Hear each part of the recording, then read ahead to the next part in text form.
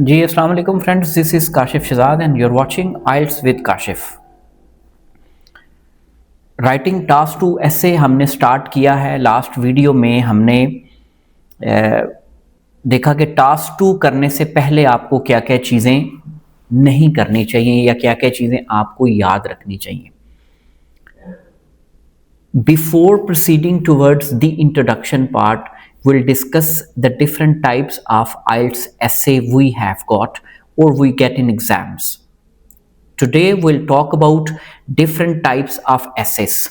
There may be 5 to 7 types on internet you can find on, but basically which I have gone through or the experience I have in the last 7 to 8 years, I have identified 5 basic types of IELTS essay task 2. 5 different types हैं।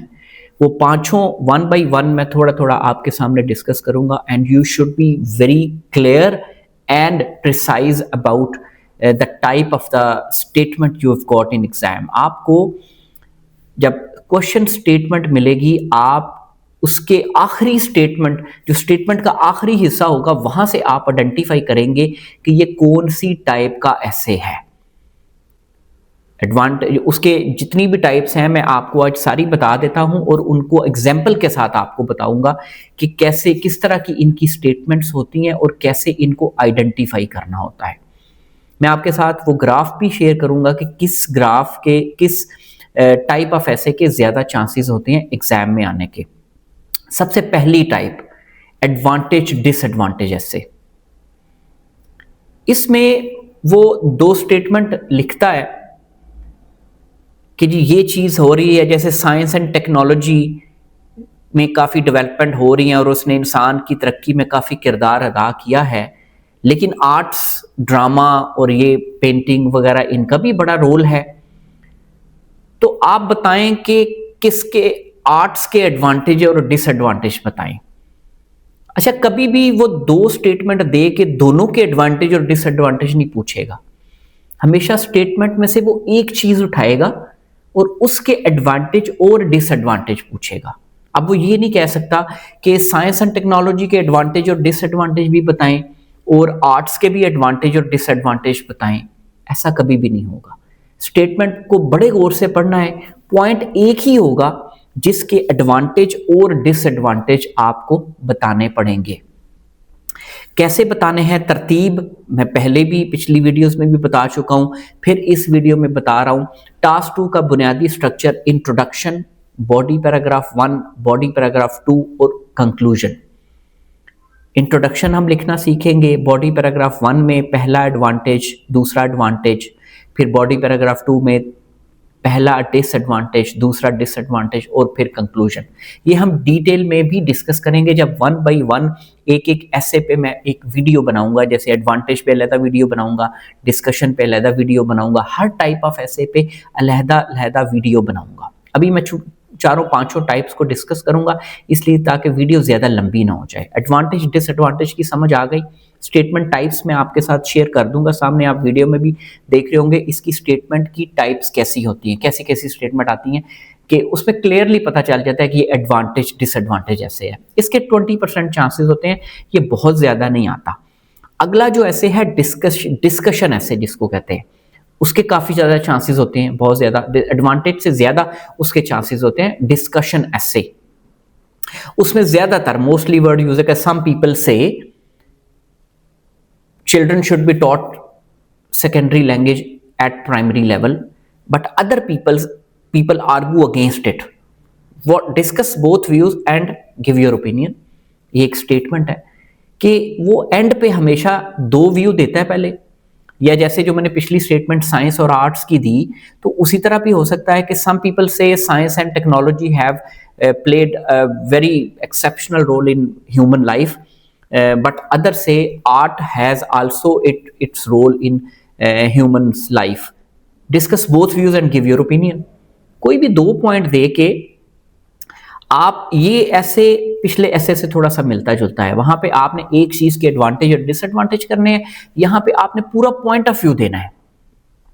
जो लोग ये समझते हैं कि science and technology ने तरक्की की है, आप उनका ख्याल लिख दें। पहले बॉडी पैराग्राफ में। जो लोग ये समझते हैं, अदर पीपल आर्गू कि नहीं आर्ट्स का भी बड़ा रोल है, आप दूसरे बॉडी पैराग्राफ में उसके बारे में बता दें, फिर आप कंक्लूड कर दें। Discuss both views and give your opinion.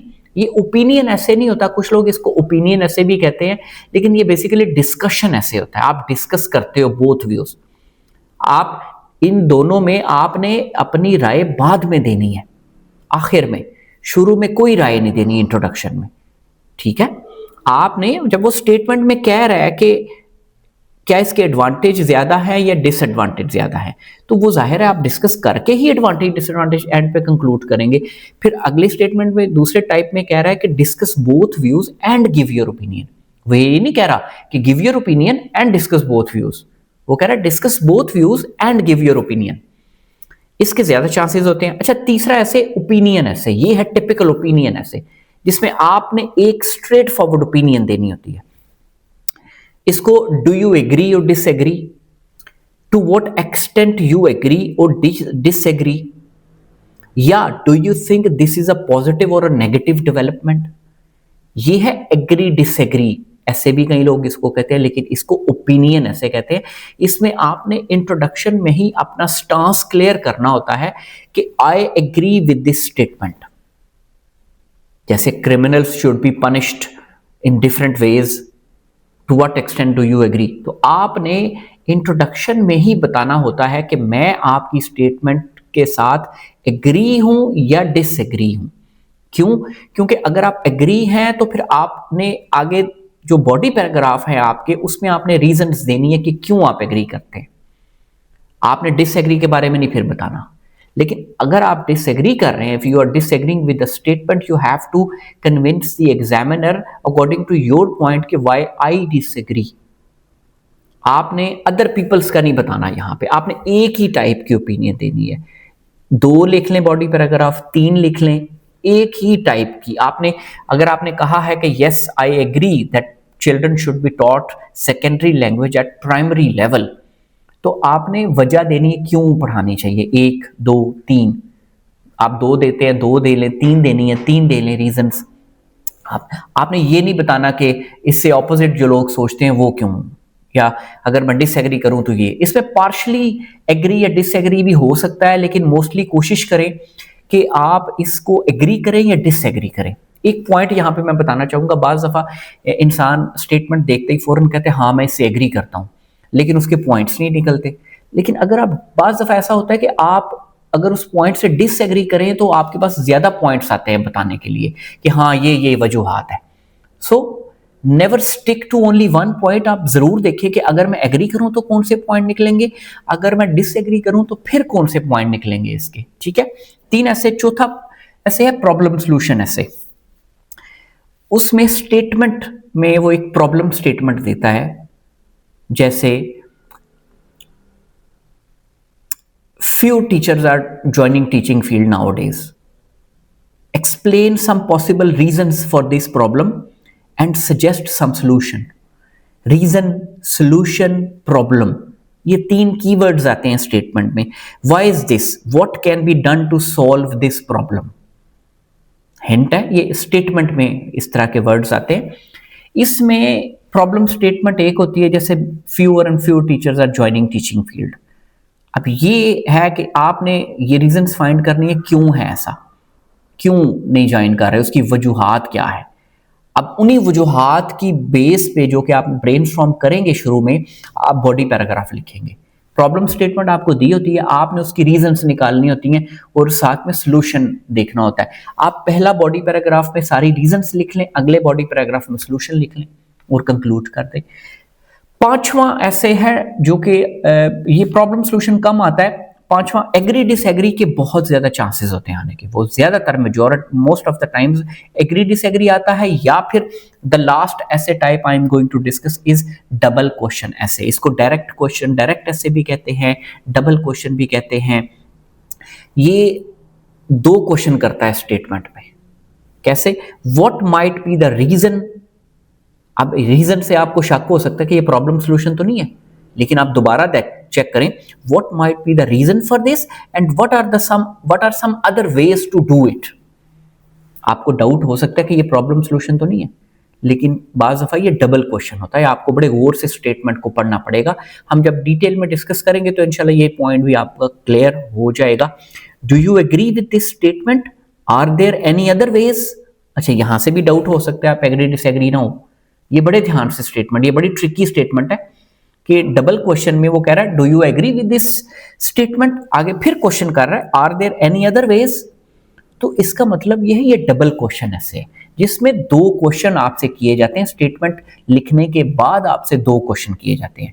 Agree disagree में डबल क्वेश्चन नहीं होता, प्रॉब्लम सॉल्यूशन में डबल क्वेश्चन नहीं होता, लेकिन जब डबल क्वेश्चन आए तो यू नीड टू पॉन्डर कि अच्छा यार ये वाला ऐसे आया है तो इसको तो इस तरह करना है। ये थोड़ा सा डिफरेंट तरीका है इसका करने का, लेकिन इतना मुश्किल नहीं है, इतनी रॉकेट साइंस नहीं है।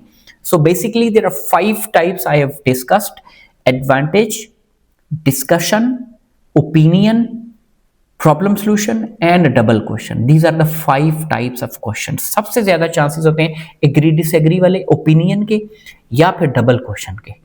बाकी करेंगे तो हम सारे पांचों ऐसे पे मैं 5 वीडियोस बनाऊंगा अलग-अलग से, लेकिन उससे पहले एक वीडियो बनाऊंगा how to write a 7 band introduction. Introduction कैसे लिखते हैं, उसके कितने वर्ड्स होने चाहिए, उसमें क्या क्या चीज़ें लाजमी होनी चाहिए, इसमें हमारी जो है नेक्स्ट वीडियो बनेगी। उसके बाद हम 1 बाय 1 एवरी ऐसे टाइप को हम लोग डिस्कस करेंगे। आइल्स विद काशिफ पे इतना ही। Stay connected and remember me in your prayers. Thank you very much.